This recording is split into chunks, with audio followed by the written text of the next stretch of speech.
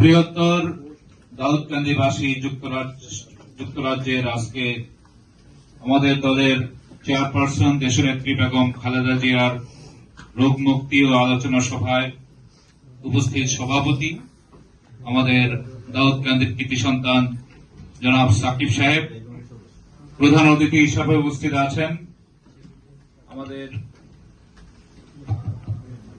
আমাদের মাননীয় চেয়ারপারসনের উপদেষ্টা যুক্তরাজ্য বিএনপির সংগ্রামী সভাপতি আলহাজ এম এ মালেক সাহেব, উপস্থিত আমাদের নসরুল্লাহ জুনায়েদ ভাই, উপস্থিত আমাদের লন্ডন মহানগর বিএনপির সাধারণ সম্পাদক সাহেব সহ উপস্থিত আমাদের দাউদকান্দি তিতাস মেঘনা হোমনা তথা বৃহত্তর দাউদকান্দির আমাদের যুক্তরাজ্যে অবস্থিত প্রবাসী ভাইরা, আমাদের বৃহত্তর কুমিল্লার বিভিন্ন পর্যায়ের নেতৃবৃন্দ, আসসালামু আলাইকুম। প্রথমেই ধন্যবাদ জানাচ্ছি যে আপনারা যারা এই যুক্তরাজ্যে অত্যন্ত কষ্ট করে আপনারা অক্লান্ত পরিশ্রম করে আপনারা এখানে বসবাস করেন, তারা মঙ্গলবারের মধ্যে একটি ওয়ার্কিং ডেতে শীতের মধ্যে অত্যন্ত আমি মনে করি একটা প্রতিকূল পরিবেশ, বাইরে প্রচন্ড ঠান্ডা, এর মধ্যে এই প্রোগ্রাম করছেন। তার জন্য আমার পক্ষ থেকে এবং আমার বাবা বিএনপির জাতীয় স্থায়ী কমিটির সিনিয়র সদস্য বীর মুক্তিযোদ্ধা ডক্টর খন্দকার মোশাররফ হোসেন সাহেবের পক্ষ থেকে জানাচ্ছি অভিনন্দন ও শুভেচ্ছা। আজকে একটি বিশেষ দিন। আমাদের নেতা দেশ নায়ক তারেক রহমান দেশনেত্রী বেগম খালেদা জিয়ার অনুপস্থিতিতে সুযোগ্য নেতৃত্ব দিয়েছেন। তিনি সর্বপ্রথম ঘোষণা করেছিলেন যে বাংলাদেশ যাবে কোন পথে, ফয়সালা হবে রাজপথে। তিনি বলেছিলেন যে দফা এক দাবি এক, খুনি হাসিনার পদত্যাগ। তিনি বাংলাদেশে এই ফ্যাসিজমের বিরুদ্ধে, এই স্বৈরাচারের বিরুদ্ধে তিনি গণ আন্দোলন গড়ে তুলেছিলেন।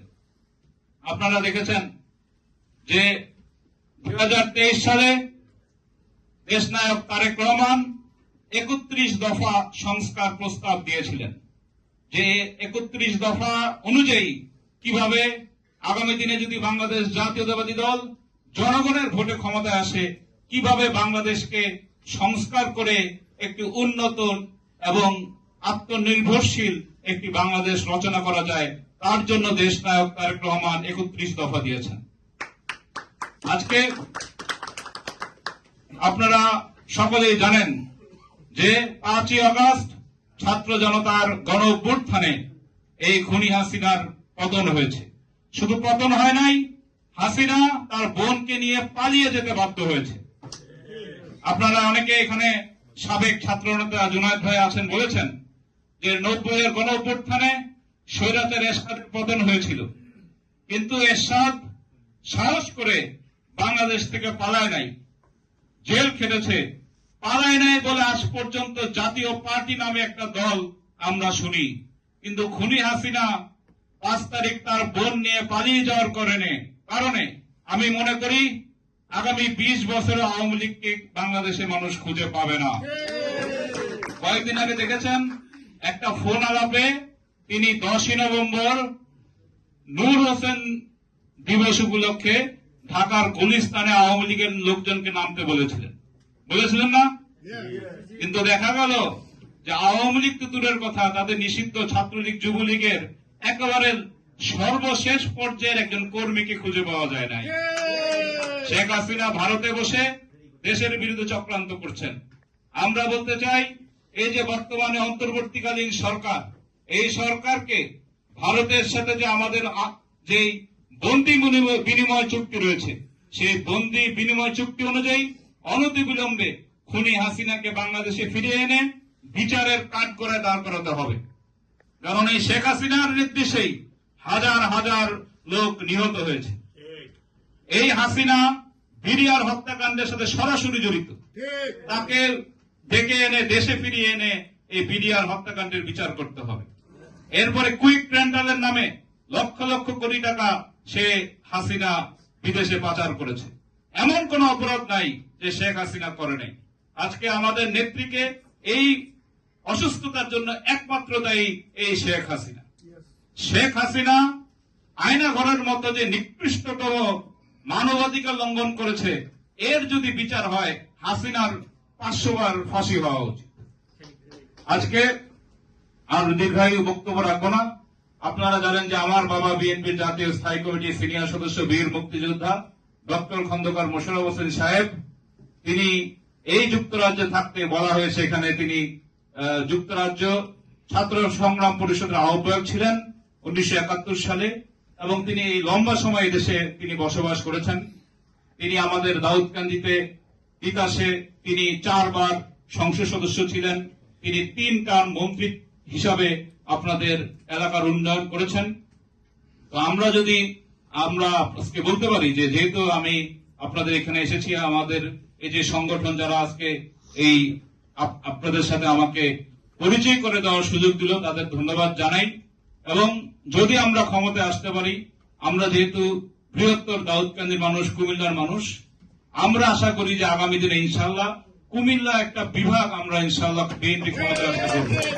হাসিনা শুধুমাত্র কুমিল্লাকে বলে কুমিল্লার মানুষকে সে ঘৃণা করে, আর হাসিনাকে ঘৃণা করে সমগ্র কুমিল্লার মানুষ। আমি মনে করি বাংলাদেশে অবাধ সুষ্ঠু নিরপেক্ষ নির্বাচন হলে কুমিল্লার বিভাগ অর্থাৎ কুমিল্লা, ব্রাহ্মণবাড়িয়া, চাঁদপুরে একটা আসনও কোনোদিন আওয়ামী লীগ পাবে না। আর আরেকটা আমাদের একটা স্বপ্ন ছিল, এখনো আছে, আমরা কাজ শুরু করেছিলাম যখন আমরা বিএনপি ক্ষমতায় ছিলাম, যে দাউদকান্দি, মেঘনা, হোমনা, তিতাস, চান্দিনা, দেবিদ্বার সহ আমরা আরেকটি নতুন জেলা দাউদকান্দি জেলা নামে করার আমাদের একটা স্বপ্ন ছিল। এটাও ইনশাআল্লাহ যদি আমরা ক্ষমতায় আসি করার চেষ্টা করব। আর আমাদের প্রধান অতিথি সাহেব বক্তব্য রাখবেন, দীর্ঘায়িত বক্তব্য রাখতে চাই না।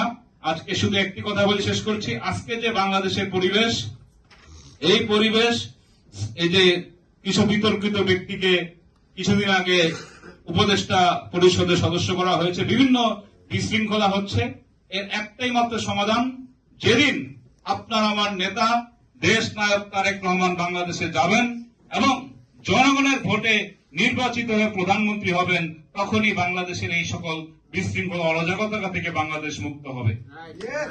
এবং যেদিন দেশ নায়ক তারেক রহমান বাংলাদেশে যাবেন, আমরা একটা স্লোগান দিতাম না যে দেশ নায়ক তারেক রহমান বীরের বেশে বাংলাদেশে ফিরে আসবেন।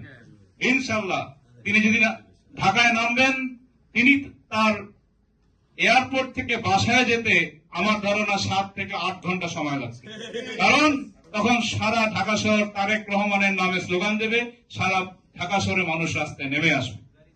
তাই আর দীর্ঘায়িত বক্তব্য না রেখে অনতিবিলম্বে নির্বাচন দেওয়ার জন্য এই অন্তর্বর্তীকালীন সরকারকে আহ্বান জানাচ্ছি। কারণ গত 15 বছর কোনো ভোট হয় নাই, জনগণ ভোট দিতে পারে নাই। এই ন্যূনতম ভোটের অধিকার যাতে আমরা খুব দ্রুত প্রয়োগ করতে পারি, সে আশাবাদ ব্যক্ত করে সকলকে ধন্যবাদ জানিয়ে আমার বক্তব্য শেষ করছি। আল্লাহ হাফেজ। বাংলাদেশ জিন্দাবাদ, বাংলাদেশ জাতীয়তাবাদী দল জিন্দাবাদ, শহীদ রাষ্ট্রপতি জিয়াউর রহমানের স্মৃতি অমর হোক, দেশ নেত্রী বেগম খালেদা জিয়া জিন্দাবাদ, আগামী দিনের প্রধানমন্ত্রী দেশ নায়ক তারেক রহমান জিন্দাবাদ।